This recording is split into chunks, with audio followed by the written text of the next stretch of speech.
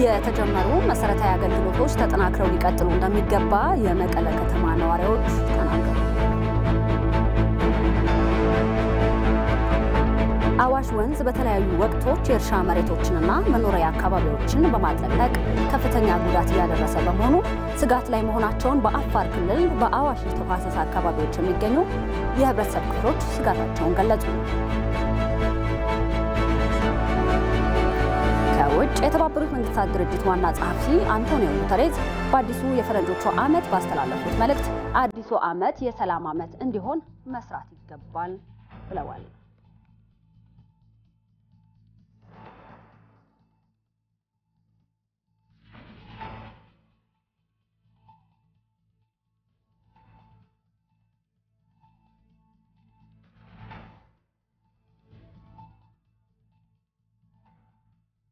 ሰላም ጤና ይስጥልን እንደምንላችኋል የተከበራችሁ ተመልካቾቻችን ከኢትዮጵያ ቴሌቪዥን የኩለ ቀን 6 ሰዓት ዜናዎችን ይዘን ቀርበናል። ሜሮን ምትኩናኝ አብራችሁን ቆዩ። ወደ ቀዳሚ ጉዳይ እናልፋለን። በህገ ወጥ መንገድ ሲንቀሳቀስ የነበረ ከ248,000 በላይ ዶላር በአዳማ ከተማ ተያዘ። በአንድ የቤት መኪና ዳሽቦርድ ውስጥ ተደብቆ በህገ ወጥ መንገድ ሲንቀሳቀስ የነበረ 248,300 ዶላር በቁጥጥር ስር መዋሉን ፖሊስ አስታውቋል። ህገ ወጥ ዶላሩ መነሻውን አዲስ አበባ ባደረገ አንድ የቤት መኪና ውስጥ ዳሽቦርድ በሚስጥር እንዲነሳ ተደርጎ በስውር ዶላር እንዲቀመጥበት ከተደረገ በኋላ ዳሽቦርዱን ወደ ነበረበት መልሰው መዳረሻውን ምስራቅ ሐረርጌ አድርጎ መጓጓዙን በጉዳዩ ላይ ክትትል ሲያደርግ የነበረው የብሔራዊ መረጃና ደህንነት አገልግሎት ገልጿል። መኪናው ከጅምሩ በደህንነት ተቋሙ አይን ክትትል ስር ስለነበረ ለኦሮሚያ ክልል ፖሊስ ጥቆማ እንዲደርስ በማድረግ አዳማ ከተማ ላይ የመኪናው ዳሽቦርድ እንዲበረበር ተደርጎ ዶላሩ በቁጥጥር ስር ሊውል መቻሉም ተገልጿል። የብሔራዊ መረጃና ደህንነት አገልግሎትና የኦሮሚያ ክልል ፖሊስ በመቀናጀት በቁጥጥር ስር ያዋሉት ዶላሩን ብቻ ሳይሆን 2 አዘዋዋሪዎችንም ጭምር እንደሆነ ተጠቁሟል። ህገወጥ ተግባሩን ከምንጩ ለማድረቅም በአዲስ አበባና በምስራቅ ሐረርጌ ክትትሉ መቀጠሉን አገልግሎቱ የላከልን መረጃ አመላክቷል።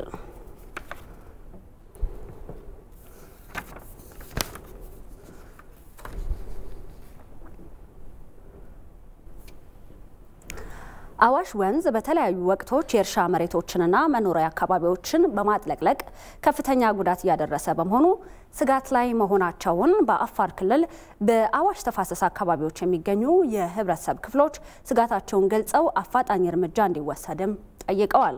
ወንዙ ያደረሰ ያለውን ጉዳት የተመለከቱት የውሃና ኢነርጂ ሚኒስትሩ ሀብታሙ ኢተፋ በበኩላቸው በዚህ ዓመት ጎርፍ የሚያስከትለውን ጉዳት ለመቀነስ ችግሩ ከፍተኛ በሆነባቸው አካባቢዎች በ2 ወር ጊዜ ውስጥ ስራዎች እንደሚሰሩ ተናግረዋል። ወንደሰን አፈወርቅ የስፍራ የሚገኘው በአፋር ክልል ገቢረሲ ዞን አሚበሪ ዳአር ነው። ከጊዜያት በፊት የሰዎች እርሻና መኖሪያዎች የነበሩበት አሁን ላይ ግን የአዋሽ ወንዝ ወደ ጎን ሰብሮ መውጣቱ ሁሉን እንዳልነበር አድርጎታል። በአካባቢው የጎሳ መሪ የሆኑት ሙሳ አቅሊ አዋሽ ብዙ ጉዳት ማድረሱን ይናገራሉ። የአዋሽ ወንዝ በህብረተሰቡ ላይ እያደረሰ ያለው ጉዳት ከአቅም በላይ ሆኗል። የክልሉ መንግስት አስፈላጊውን ድጋፍ ቢያደርግልንም ወንዙ ባደረሰብን አደጋ ምክንያት ተፈናቅለንበት ከነበረው ቀያችን ዳግም እንድንመለስ ግን አልቻልንም። የአዋሽ ወንዝ በተለያዩ በአፋር ክልል ውስጥ በሚገኙ የተፋሰሱ አካባቢዎች ላይ ጉዳቶችን እያደረሰ ይገኛል። ይህኛው ደግሞ የአዋሽ ወንዝ የመጨረሻው ማረፊያ የሚገኝበት የአፋምቦ ወረዳ ነው። ወረዳውም በተመሳሳይ የእርሻ መሬቶችን ከመውረር አንስቶ ሰፊ ጉዳቶችን አድርሷል። የእርሻ መሬት እንዳለ በውሃ ተሸፍኗል። ሁለተኛ ደግሞ ቤታቸውን ከኢካቸውን በሙሉ ተፈናቅሏል ማህበረሰቡ። ሶስተኛ ደግሞ እርሻውን መገኘት የነበረባቸውን እርሻ ላይ ያገኙ አልቻለም። 500 ምናምን ሄክታር በሙሉ በውሃ ተሸፍኗል ማለት ነው። እነዚህ በአዋሽ ተፋሰስ ውስጥ የሚገኙ የህብረተሰብ ክፍሎች ታዲያ በአዋሽ የሙላት ወቅቶችና መንገዱን ለቆ በሚወጣባቸው ወቅቶች ከሚያደርሰው ጉዳት የሚታደጋቸውን ይሻሉ። የአፋር ክልል ውሃና ኢነርጂ ቢሮ ኃላፊ አህመድ ሻሚ የአዋሽ ወንዝ ጋር ተያይዞ የሚከሰተው ችግር ከክልሉ አቅም በላይ መሆኑና የሌሎች እገዛ እንደሚያስፈልገው የተናገሩ ሲሆን ከወንዙ ጋር ተያይዞ የተለያዩ ስራዎች ግን እየተሰሩ መሆናቸውን ያነሳሉ። በክልሉ አቅም ሊሰራ የሚችል አይደለም። የአዋሽን በሙሉ ማስተካከል የሁሉም ርብርብ ይጠይቃል። አሁን በዓለም ባንክ ደረጃ ወደፊት ታስቦ ከገንዘብ ሚኒስቴር ከውሃ ሚኒስቴር ጋር ተያይዞ ፕሮግራም እንደተያዘ ነው ወደፊት ያው ይሰራል ተብሎ እስከዛው ግን የውሃና ኢነርጂ ሚኒስቴር ካምና ጀምሮ ጊዜያዊ ኤመርጀንሲ ስራዎችን እየሰራልን ነው። በተለይ ገዋኒ ላይ ጥሩ ስራ ሰርቷል። አምና በአይሴታም ላይ አሁን ብዙ ቦታዎች በቃ ሰብሮ የነበሩ ቦታዎች ተዘግቷል አምና አሁን ግን በተለይ በየአመቱ ስለሚጨምር አሁንም ቢሆን የኤመርጀንሲ ስራዎች እየተሰሩ ሪሶርስ ያፈላልጉ በጣም ብዙ ስራዎችን ይፈልጋል። በተለያዩ የክልሉ አካባቢዎች ተዘዋውረው ወንዙ ያደረሰ ያለውን ጉዳት የተመለከቱት የውሃና ኢነርጂ ሚኒስትር ሀብታሙ ይተፋ በበኩላቸው ቀደም ብሎ ስራ መጀመሩን የተናገሩ ሲሆን በአፋር ክልል በአዋሽ ወንዝ ተፋሰስ ላይ የተለያዩ ስራዎችም በቀጣይነት እንደሚሰሩ ገልጸዋል። በየአመቱ ችግሮች ይከሰቱ ነበር። ዛሬም ያየነው እሱን ነው። የባለፈው አመት ባነሳ በዚህም ጊዜ ሳይሆን በጣም ረፈድ ብለን ነው ጀመርነው።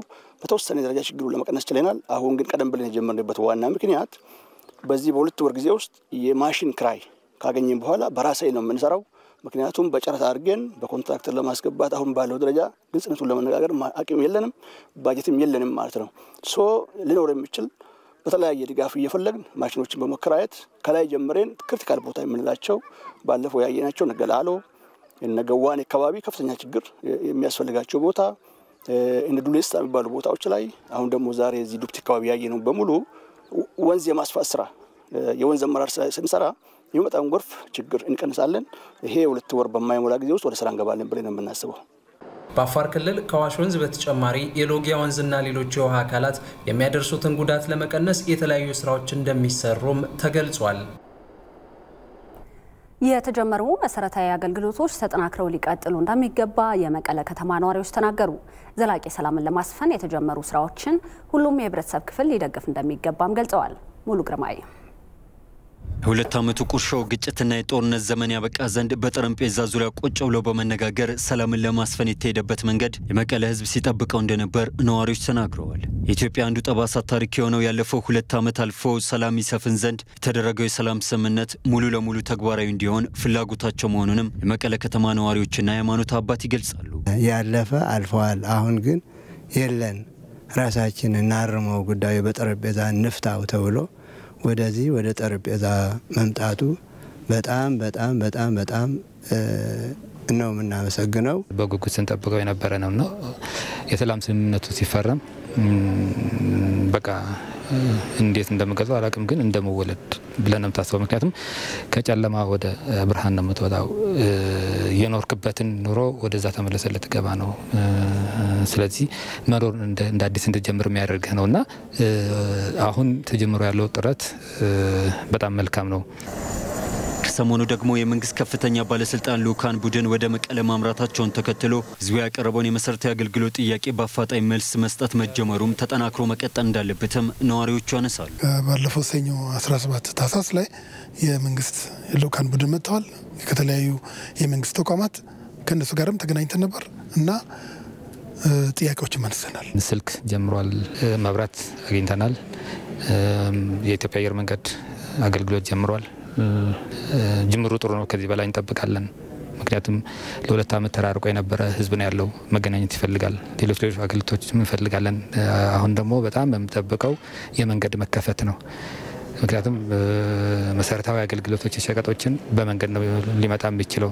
የሰላም አየርን ለማስፈን የተጀመሩ ጥረቶች ሁሉ መደገፍ እንደሚገባም የሚናገሩት ነዋሪዎቹና ሃይማኖት አባት ዘላቂ ሰላምን ለማስፈን ሁሉም የህብረተሰብ ክፍል ድጋፍ ሊያሳይ ይገባልም ብለዋል። እነን ሰላም ደግሞ ፍጹም እንዲሆንልን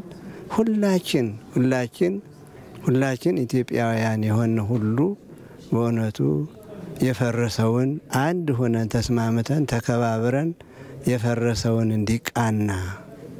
እንዲቃና መደጋገፍ ያስፈልገናል። የመንግስት ዝግጁነት እንዳለ ነው። የሚያስፈልገን በሙሉ ለማድረግ ዝግጅት ላይ ነን ነው ያሉን። በዛ ከመጣ ይህን ሰላም እውን ለማድረግ ሁላችንም ተጋግዘን ወደ ነበርንበት ለመመለስ መጣር ይኖርብናል ብለን እናስባለን። በህዝብ ተወካዮች ምክር ቤት አፈ ጉባኤ ታገሰ ጫፎ የተመራው ልኡካን ቡድን ወደ መቀለ አቅንቶ ከተመለሰ ወዲህ በትግራይ ክልል መቀለ ከተማ የስልክና መደበኛ አየር በረራ መጀመሩም ይታወሳል። በጋምቤላ ክልል የበጋ ስንዴ ለመጀመሪያ ጊዜ በአርሶ አደሮች ማሳ ላይ በኩታ ገጠም እየለማ መሆኑን የክልሉ እርሻና የተፈጥሮ ሀብት ልማት ቢሮ አስታውቋል። በክልሉ የምግብ ዋስትናን ለማረጋገጥ እንደ ሀገር የተያዘውን ግብ ለማሳካት እስካሁን በ139 ሄክታር መሬት ላይ የቆላ ስንዴ በመስኖ እየለማ እንደሚገኝ ተገልጿል። ሚፍታ አብዱልቃድር ዝርዝር አለው።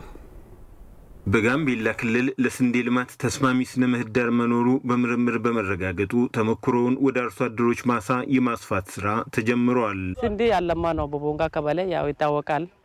ዘንድሮ ያው ትንሽ ለውጥ እናገኛለን ብለን አስባለን 12 ሰዓት ላይ መተን ታጣናታለን ሳይ ሲወጣበት ይቃጠላል ብሎ እናቁማለን ካም በፊት ስንዴ ሰርተን አናውቅም ዘንድሮ የመጀመሪያችን ነው ይሄንን በክላስተር አደራጅቶ ተሰጠን እኛም ደግሞ በሞራል ታርቀን መነሳት አለብን ብለን ነው ያሰብነው በኩታ ገጠም ማልማታቸው ደግሞ ለአርሶ አደሮቹ ጊዜና ጉልበት ቆጥቦላቸዋል አረምና አንድ ላይ እናርማለን ዋስ ተጣ አንድ ላይ እናጣጣለን ነገ ደግሞ ያንዱን ደግሞ ነገ ያንዱን ይያል 5 ቀን ስራ እንሰራለን ከ5 ቀን በኋላ ደግሞ ሌላ ስራችን እንሰራለን በክልሉ እርሻና የተፈጥሮ ሀብት ልማት ቢሮ የምዕራፍ 2 የግብርና እድገት ፕሮግራም አስተባባሪ አቶ ሀብታሙ ገዳሙ አርሶ አደሩን ከዝናብ ጥገኝነት ለማላቀቅ ታስቦ በግብርና እድገት ፕሮግራም በ43 ሚሊዮን ብር የተገነባው የቦንጋ የአነስተኛ መስኖ ፕሮጀክት 150 ሄክታር ማልማት የሚያስችል በመሆኑ የክልሉን የስንዴ ልማት ውጤታማ ለማድረግ ተጨማሪ አቅም መፍጠሩን ገልጸዋል የመስኖ ቴክኖሎጂን ከማስፋፋት አንፃር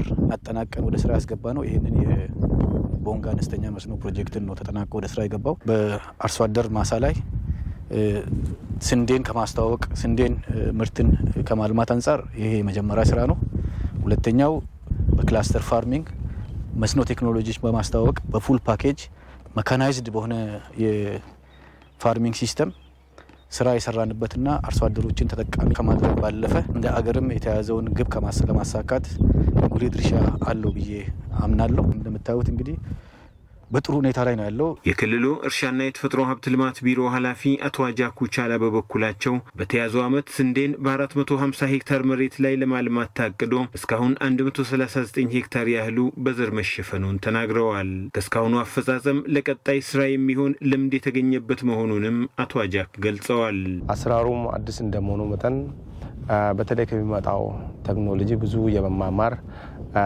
ነገሮች ይውቀትም ተገኝቷል ሌላኛውም በተለይ ያው አርሶ አደር በክላስተር ደረጃ በኩታ ገጠሙም እንዲያመርቱ ጊዜም ከመቆጠብ አንፃር በአርሶ አደሮች ማል የኖሌጅ ልውውጥ እንዲኖር ከማድረግ አንፃር ይሄ ሁሉ ጥቅምታም አገኝተናል በጋምቤላ ክልል የበጋ ስንዴ ልማት በ5 ወረዳዎች ከ500 በላይ አርሶ አደሮችንና የተለያዩ አካላትን በማሳተፍ በመከናወን ላይ እንደሚገኝ ከክልሉ እርሻና የተፈጥሮ ሀብት ልማት ቢሮ ያገኘነው መረጃ ያመለክታል።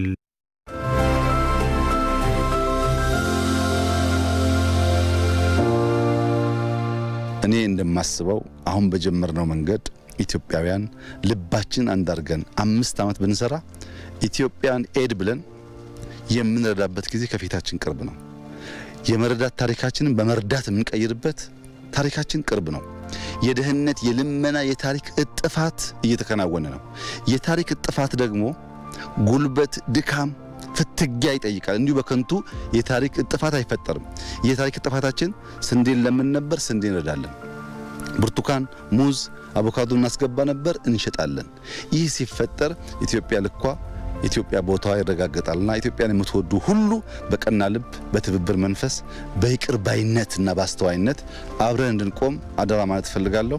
ሰላም ለኢትዮጵያ ይሁን፣ ፍቅርና አንድነት ለኢትዮጵያ ይሁን፣ መተሳሰብ ለኢትዮጵያ ይሁን፣ መበልጸግ ለኢትዮጵያ ይሁን፣ መርዳት ለኢትዮጵያ ይሁን። የኛ መሻትና ፍላጎት ይሄ ነው።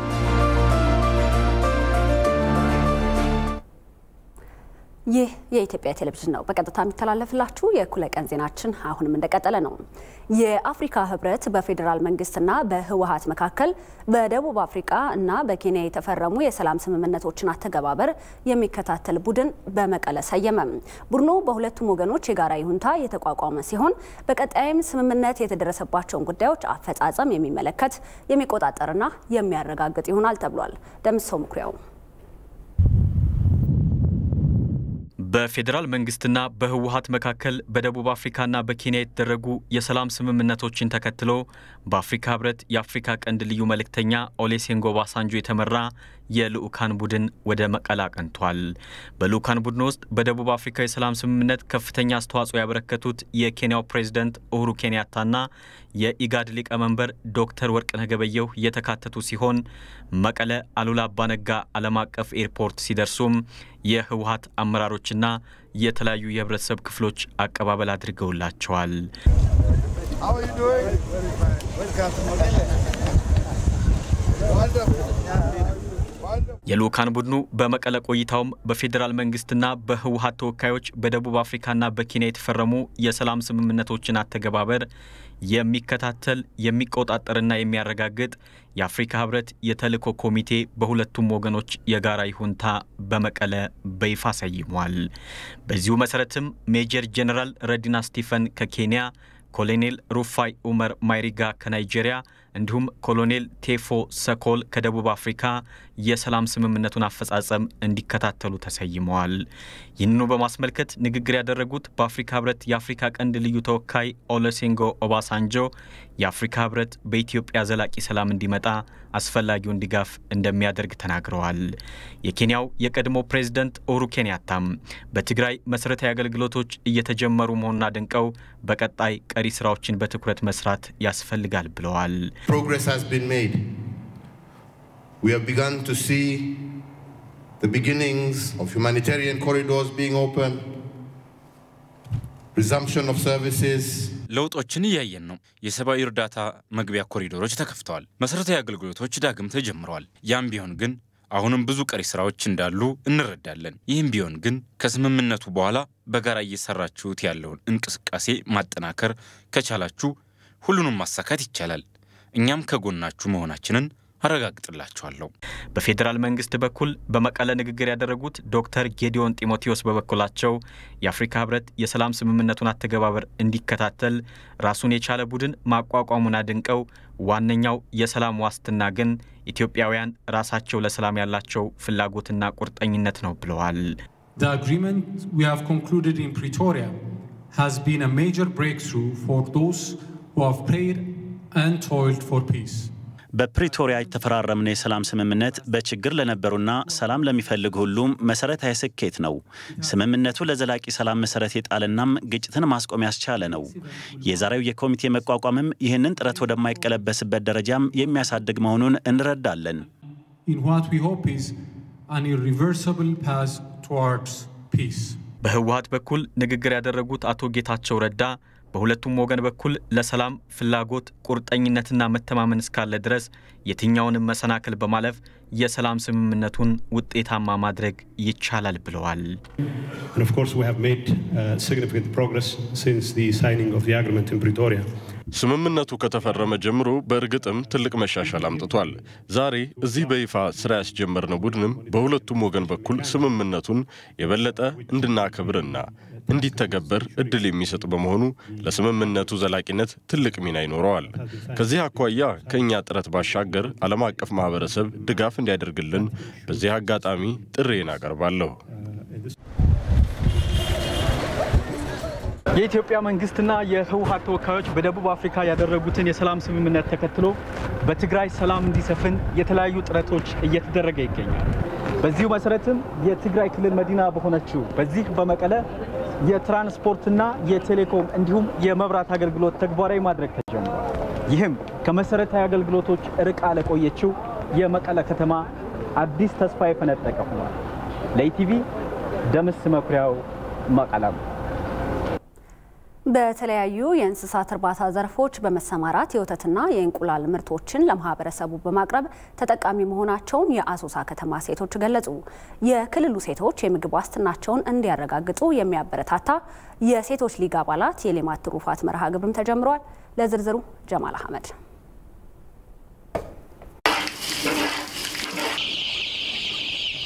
የአሶሳ ከተማ ነዋሪዎቹ እነ ወይዘሮ ብዙነሽ ቢሰጠኝና ታየች በየነ በወተት በእንቁላልና በስጋ ምርት በመሰማራት ኑሯቸውን ለማሻሻል ተግተው የሚሰሩ ታታሪ ሴቶች ናቸው። እነዚህ ሴቶች በተሰማሩበት የእንስሳት እርባታ ስራ ራሳቸውን ከመጥቀም ባለፈ የወተት የእንቁላልና የስጋ ምርቶችን ለሸማቾች በማቅረብ እያገለገሉ ይገኛሉ። ከመጀመሪያ ከምኖረው ኑሮና አሁን የምኖረው እኔ ለሚሰሩ ሰዎች ራሱ ይሄንን ስራ መመክራቸው አንደኛ ቢያለፋም ስራው አልፊ ቢሆንም ሰውን ይለውጣል። 20 ሊትር አገኛለሁኝ። ሰዎች ደግሞ እስከ 30 ሰዎች እስከ 40 ሰዎች ይወስዳሉ። ተጠቃሚው አካባቢው ያለው ነው። በዓል ሲሆን ደግሞ ለሁሉም ነው። ለከተማ ነዋሪ በስልክ የሚመጡ አሉ፣ በትውውቅ በሰው የሚመጡ አሉ።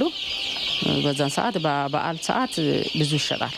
እንቁላል በየቀኑ ሆነ በየወሩም በኮንትራትም በሳምንትም የሚወስዱ አሉ።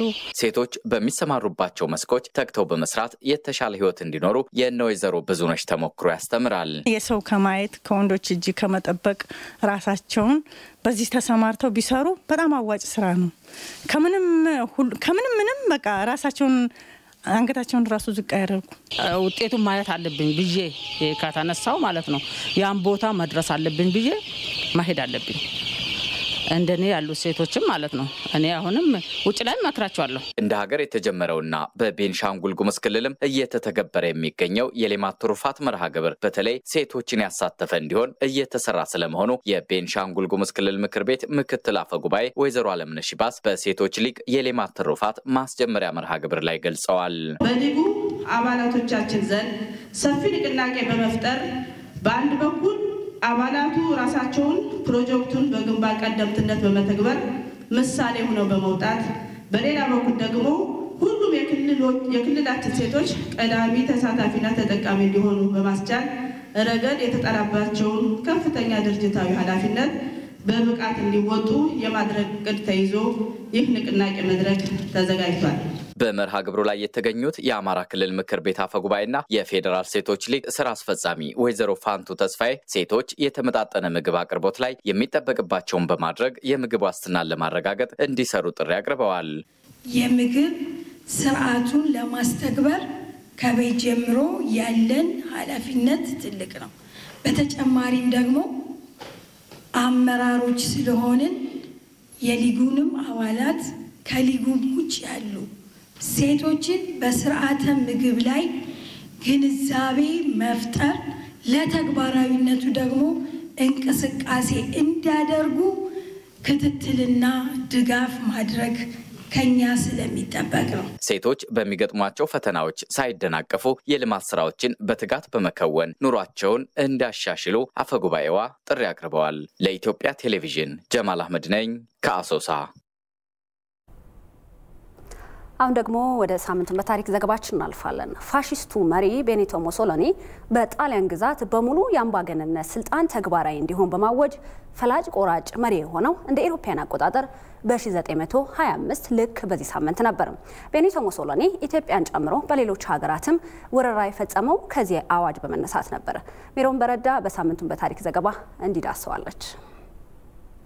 የቤኒቶ ሙሶሎኒ ስም ሲነሳ በሁሉም ዘንድ ቀድሞ ሊታወስ የሚችለው በኢትዮጵያ ላይ ያደረገው የቅኝ ግዛት ወረራ ሙከራ ነው። ታዲያ መዛግብት እንደሚያስረዱት የሙሶሎኒ በኢትዮጵያ ላይ ያደረገው ወረራ እንዲሁ መሰረተ ቢስ አልነበረም። እንደ አውሮፓውያን አቆጣጠር በ1922 በጣሊያን የጠቅላይ ሚኒስትርነትን ስልጣን የተቆናጠጠውና የቀድሞ የጣሊያን ወታደር የነበረው ቤኒቶ ሙሶሎኒ በሀገሪቱ የጠቅላይ ሚኒስትርነትን ስልጣን ከተቆናጠጠበት ከ1922 በኋላ ጣሊያን በፖለቲካም ይሁን በመጣኔ ሀብቱ ዘርፍ የሚታይ ለውጥ እንድታመጣ ማድረጉ ይነገራል። ታዲያ ይህ ሙሶሎኒ ለጣሊያን ያመጣው የምጣኔ ሀብታዊ እድገትና ለስራ አጥነት የሰጠው ፈጣን ምላሽ እንደ አውሮፓውያን አቆጣጠር በ1924 የሙሶሎኒ አስተዳደር የጣሊያንን በትረ ስልጣን እንዲቆጣጠር አድርጎታል። በተለይም የጣሊያን የምጣኔ ሀብት መንኮታኮት ያሳሰባቸውና ሀገራቸው ወደ ቀደመ ክብሯና ሀብቷ እንድትመለስ ይናፍቁ የነበሩ እንዲሁም የጣሊያን አመጽና አድማ ያንገሸገሻቸው በሀገሪቱ በመካከለኛ የምጣኔ ሀብት ደረጃ ላይ ይገኙ የነበሩ ዜጎች ብቸኛው ሀገሪቱ ካለችበት ቀውስ ሊያወጣትና ሀገሪቱን አንድ ላይ ያደርግ የሚችለው የሙሶሎኒ አስተዳደር መሆኑን አምነው መቀበላቸው የሙሶሎኒ ስልጣንን ለመቆናጠጥ የመጣበትን መንገድ አቅልሎለት ነበር። የሙሶሎኒ ወደ ስልጣን መምጣት ምንም እንኳን የሀገሪቱን ኢኮኖሚ ስርዓት ቀና ቢያደርገውም ሀገሪቱ ትተዳደርበት ከነበረችው የዲሞክራሲያዊ ስርዓት ሙሉ በሙሉ ወደ አንድ ፓርቲ አስተዳደር እንድትመጣ ከማድረጉም ባሻገር ተቃዋሚ ፓርቲዎች፣ የነጻ ንግድ ማህበራትና የፕሬስ ነጻነት ከሀገሪቱ እንዲወገዱ ተደርጓል። ታዲያ ይህ ሙሶሎኒን በዓለም አቀፍ ደረጃ ብልህ መሪ ያስባለው የአስተዳደር ስርዓት ለበርካቶች ግን የመታፈናቸው ነጻነት የማጣታቸውና የመሞታቸው ምክንያት ሆኖ ነበር። ሙሶሎኒን ይህ በሀገሪቱ ላይ ያደረገው የፋሺስታዊ አምባገነን አስተዳደር አስተሳሰብ ነበር ከጣሊያን አልፎ ኢትዮጵያን እንዲያስባት ያደረገው። ታዲያ የዚህ የማን አለብኝነትና የጣሊያን የፋሺስት አምባገነናዊ የአስተዳደር ስርዓት መሰረቱን የጣለውና በጣሊያን የዲሞክራሲያዊ አስተዳደር ስርዓት በይፋ የወደቀው እንደ አውሮፓውያን አቆጣጠር በ1925 በዚህ ሳምንት ነበር።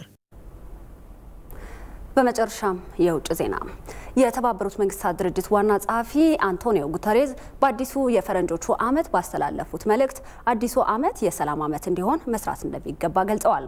ዋና ጸሐፊው በተጠናቀቀው 2022 በዓለም ላይ ብዙ ሰዎች ለችግር መዳረጋቸውን ገልጸው በጦርነቶች፣ ሰደድ እሳት፣ በድርቅና ረሃብ ለተጠቁ ሰዎች ድጋፍ ማድረግ እንደሚገባም ተናግረዋል።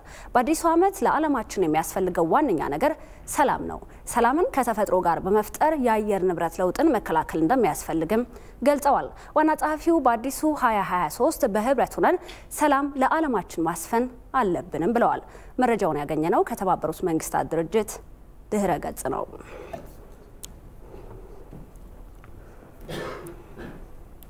ዜናው በቃ ስለተከታተላችሁን እጅግ እናመሰግናለን። ሜሮን ምትኩ ነኝ። በተከታይነት ቢዝነስና ስፖርት ሰዓታቸውን ጠብቀው ወደ እናንተ ይደርሳሉ። በሰላም ዋሉ።